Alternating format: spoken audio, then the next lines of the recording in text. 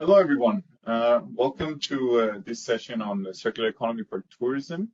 My name is Stefan Ott. I work with the World Bank on circular economy issues, and in this case, I want to tell you something about circular economy in the context of small island development states and with a zoom in on tourism operators and how tourism can maybe contribute to scale up circular economy solutions, and we can take away the benefit for the tourism providers as well as the tourists that come to see a destination. It's glad to have you all here today, and I was advised to speak a bit slower, so I will do that from the next slide onwards. What we want to talk about today is a little bit on the why of circular economy and tourism operators, or tourism in general. Why is this important, and why do we have put together a program on this as the World Bank, and also just very basically on what the circular economy even is, so that you get a little bit better idea on what we can do in terms of circular solutions. And at the end of the presentation, I just want to go a little bit into details of how what can be implemented and how it can be implemented, and what some of the solutions are that are out there that might also be interesting for the West Africa Ecotourism Network. And I'm glad to be able to bring that a bit closer to you today. So I will start in this case with the what, because for those who have not heard about circular economy before, it might be useful to go a little bit into the details of what it is. And before I get into the concept itself, maybe a bit of the objectives of what we wanted to achieve with this project is, on the one hand side, circular economy is a kind of a mega trend, one of the big trends that will form and shape the economy of the 21st century. And I think the tourism sector, and especially single-use plastics within the tourism sector, have crystallized as one of the most pressing topics in tourism. So that's where we put an extra focus on.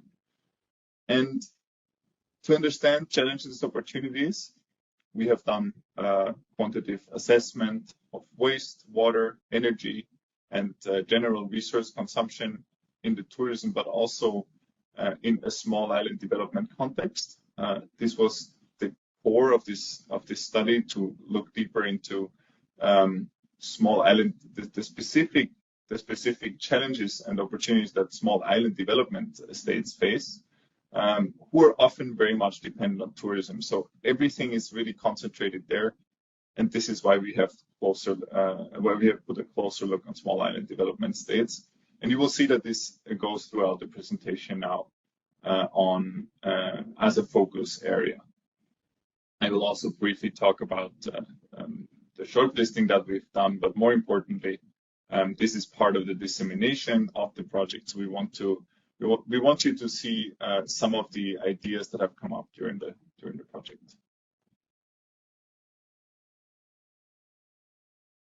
So what is the circular economy? When we talk about the circular economy is an economic concept. So redesigning the business practices that exist and replacing it with newer business models and with more innovative business models that are not always based on the linear economy. The linear economy is based on this discarding model, where we discard waste at the end of the product use time, and we often also don't really pay much attention how long we use a product, although the production of such a product might be very energy intensive, might be very harmful to the environment. But the circular economy as an economic approach looks for business models that can innovate the current way of doing of business as usual, and we are trying to find new opportunities by not creating any waste. So preventing waste is at the very top of the circular economy, and at the same time creating new business models, new jobs around these new business models that can create economic value without harming the planet as much and without wasting resources the way that a lot of other business models are doing. And that becomes very, very relevant in areas where the general consumption of resources is higher than elsewhere, which is the case for the tourism sector, for example. We can also not recycle our way out of this problem, and how this problem looks like specifically on some of the islands I'll mention in a second. Because recycling is not the end solution to really having a long-term solution for most of these issues, especially in a context where maybe the access is not there, maybe we don't even have the materials yet, or we don't have the scale to recycle. So it might make more sense to just innovate the throwing out the material at the end of its life away. And just to give a short overview on like what are we talking about when we talk about circular economy, it's mostly the R framework, so the remanufacture, recover, reduce, repair, reuse, and only at the very end comes recycling. So the idea is to really keep products in use, prevent waste and pollution in the first place by other ways of providing a service, providing a product, for example, through a service. And these levels, especially from a policy point of view, can come from many different levels. This can start at a company level. We can agglomerate an industrial park, but it can go up to national strategies on circular economy with the key goal to create economic growth, social progress, and environmental innovation. So why do we need a circular economy? Why is this relevant for tourism? In this case, we have a lot of challenges, especially when we look at small island development states. And I want to mention that this was the focus for this study that we've done. The focus of small islands very much limits the space that is available to have economic activity. And as previously mentioned, it's mostly tourism that is kind of the most likely activity on such islands, because often they have unique natural capital assets. So very beautiful beaches that people would like to see. And this is also very often an important contributor to the local economy. At the same time, pollution through increasing consumption is usually increasing with increasing economic growth. Pollution has negative side effects, not only to the local population, but also to the way that a part of the business on such islands is made. So it's undermining the competitiveness of the tourism sector on such islands. And at the same time, there are a lot of other risks that these islands encounter. So if the islands don't manage to have long-term employment and interesting, attractive employment on the island available, people will leave. And at the same time, climate change poses substantial risks to most of the islands because of changing water balances or water resource availabilities. But in general, just life quality on the islands that especially on some, could degrade over time through climate change. And there's also, once we go a little bit away from this kind of relatively pessimistic view, it's interesting to look at what are the opportunities that can come out of such islands.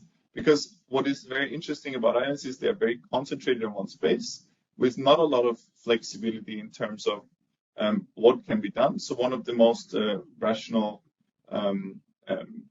steps is towards looking at tourism and how tourism can be improved. And I'm sure there are a few lessons that can be learned also by non-islands by upgrading the tourism sector towards a more ecotourism, to more ecotourism activity, or making the tourism sector as a whole more sustainable and more circular. To give a short feeling on what the current situation is, and this is very on islands and especially in small countries where there's not a lot of space, very evident already that the consumption as it is now and is often fueled by tourism, this is something that has come out of this study, is very detrimental to the natural capital asset of the place where these activities are carried out, the tourism activities or the consumption in general. So the current system leaves behind these landfills or dump sites, as we can see them in the picture. And this really is something that also affects the broader local population, as well as other bodies such as the groundwater body and the general wildlife that is on the island, being birds, etc. And this is a very common picture that we can see across many countries, and increasingly there's a movement and there's momentum to do something against this and to find more systemic solutions to these problems. So how can the circular economy help in this? Well, if you look at the tourism value chain, we have a lot of different activities that are happening along the tourism value chain. And on the one hand side, people have to be transported to a specific place. They have to be transported from A to B. They need to sleep somewhere. There are restaurants. There are other entities like cafes and bars that are offering their products to tourists. There's retail for either local crafts, but also groceries or activities. And then there are the destination tourism assets, such as the natural assets that the island or destination has. And tour operators and other support services such as water, electricity, which especially in a lot of the small island development states are a big issue, as they are often under a lot of pressure from tourism. And this is exactly what we want to focus on. So if we take out the things that are not under the direct action of the tourism operator or the entity that regulates tourism in a country, we're left with a few less activities. So there's, of course, transport would be another topic, but what we really want to focus on is the energy, water, and waste aspects that are at the core of circular economy. And there are a lot of opportunities. If you, for example, look at accommodation, it's usually a high energy and water demand activity where we have a lot of waste generated in one spot.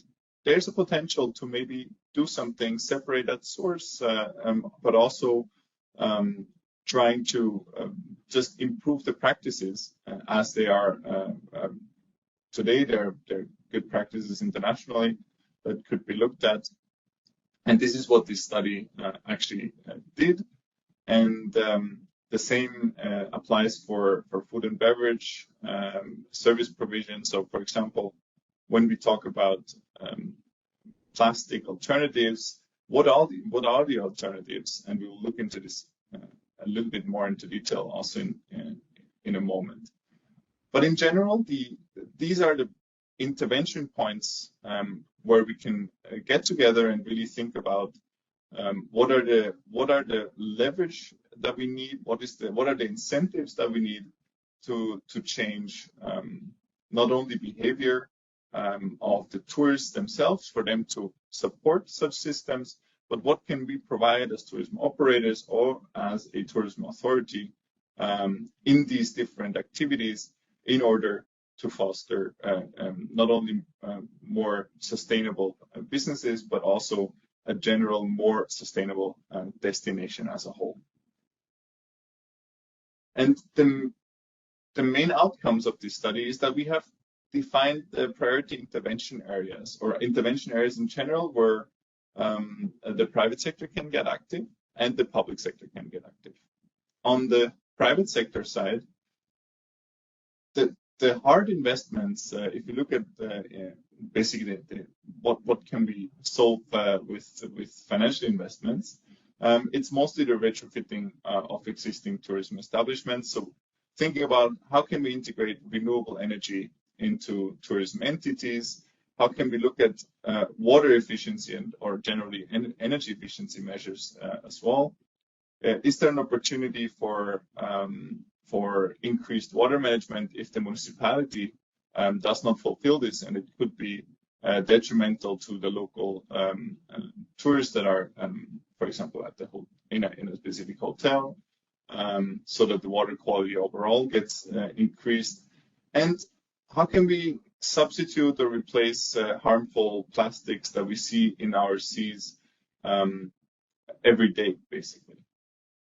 There are a few other things such as composting, which is relatively simple and can be done by almost every bigger hotel, so to say, or in conversation, collaboration with others that also have the same problem of not knowing where to put this material, to compost it and basically produce a new resource. This can also be done externalized through individuals or local companies, but these are opportunities that are out there. And in a market sizing that this study has conducted, we have identified the biggest market for solar PV and associated battery storage, as on a lot of the islands that we've looked at, the islands where, I'm not sure if I have mentioned this already, Cabo Verde, Sao Tome Principe, and the Gambia is not an island, but still a relatively small surface country. And this was the main cost saver, because a lot of these hotels or accommodation providers at current use generators, which consume fossil fuel, they're not only generating emissions, but also at the same time produce cost more money to operate than, for example, the sun that is just shining. Of course, one of the most important and key enablers for this is the willingness to invest in circular solutions. And we have seen that in Cabo Verde and STP, for example, there is potential and also a certain willingness to invest in circular economy opportunities. We will go now a little bit deeper into the single-use plastics. What can be done on a company level to reduce, avoid, reduce, or as a last step, recycle instead of landfilling or just littering plastics? On an accommodation provider basis, it's relatively simple, refilling instead of always providing single-use items. And we can see that in Cabo Verde, already 32% use reusable or refillable toiletries, and in Sao Tome it's even 58%. And this can go as far as reusable water bottles, providing these 19-liter containers, and just really integrating the thought of how can we prevent the waste in the first place into the general, normal, everyday business routine. And there are other opportunities such as producing, such as NGOs that have formed in all three countries that we have looked at, to produce non-plastic textile bags instead of plastic bags. So all kinds of opportunities to replace the plastic that is currently used in excess, especially by tourists themselves. So to provide them with an alternative opportunity that is convenient, that is relatively easy to implement. And the priorities for actions that the study has identified are especially on the separation, valorization of the different waste types. This is one of the quick actions that can happen relatively easily without much investment, requiring mostly also collaboration with the local municipality and collaboration across hotels and tourism providers or accommodation providers in general. And there are also other opportunities that, for example, come from the substitution of plastics with glass containers. This is also something that can happen relatively quickly. One important thing that I've mentioned before is the interest from local stakeholders. And to just give a few more numbers to this expression from before, the Cabo Verde example shows that there is interest from tourism businesses to actually, for example, procure alternative plastics, to have a sustainable tourism certification or a standard, and for on-site renewable energy generation. So there is a lot of interest for all these solutions that are out there to actually be adopted by businesses. And the same applies to SUP reduction actions, as I've just mentioned them, or other waste management actions that are very urgent, especially on islands that do not have an existing, or in tourism destinations that do not have an existing waste management system or a functioning waste management system, or no regulated disposal of the material in the end. And what is interesting to see is that the interest in doing any of the mentioned actions in the next 5 years is high throughout the various options that were available.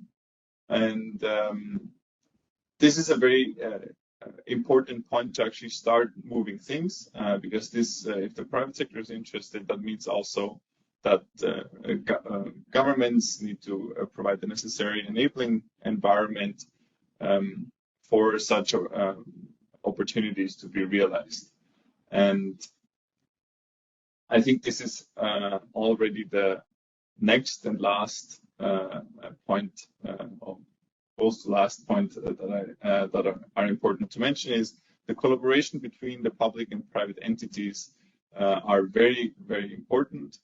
And existing tourism strategies to date do not fully integrate circular economy as a concept and as a way to think, so to say.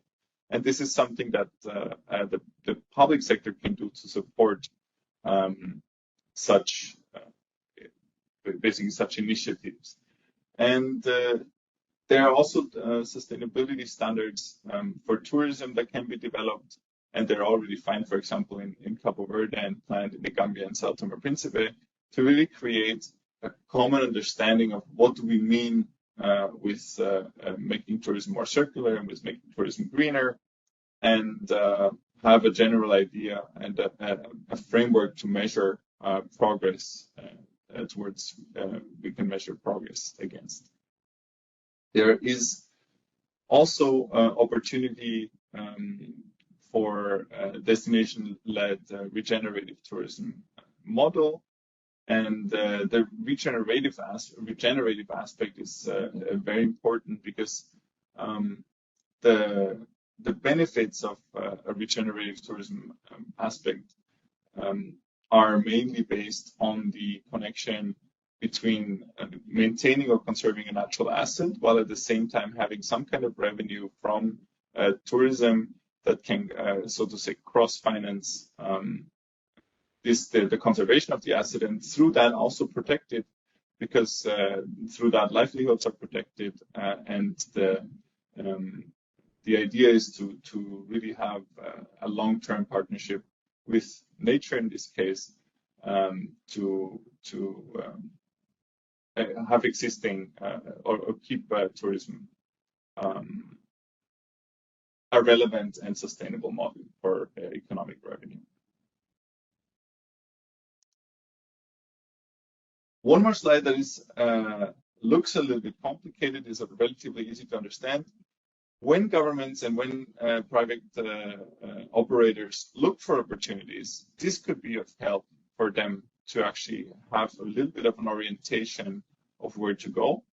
And we start at the top when we think of refuse or rethink the way we provide our service to our clients.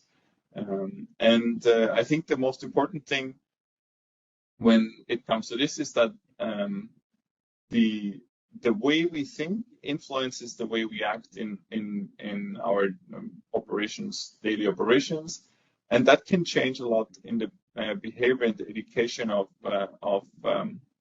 staff that works in your entity or in your institution. And giving this framework, this is called the 10R framework, or 11R framework even, to have this as an input for ideas. That we also have some around this 10R, 11R framework, 10 or 11R, I haven't counted. We also have put some effort to like write down the status quo of where we are and what is needed, and what is needed to also really think or really implement some of these activities that we have said before. And in order to put this in a clearer picture, we have put together the potential building blocks for circular economy in small island development states. And these are all investment opportunities that are probably probably relevant to most small island development states, and that can be implemented. They're sorted by color. This may be a good discussion point that I might want to come back to this slide later on, to really see what of these things can we actually make feasible in our own context, in the context of a tourism operator, in the context of an institution to foster certain developments. This is already how I want to close, and I'm looking forward to an interesting discussion.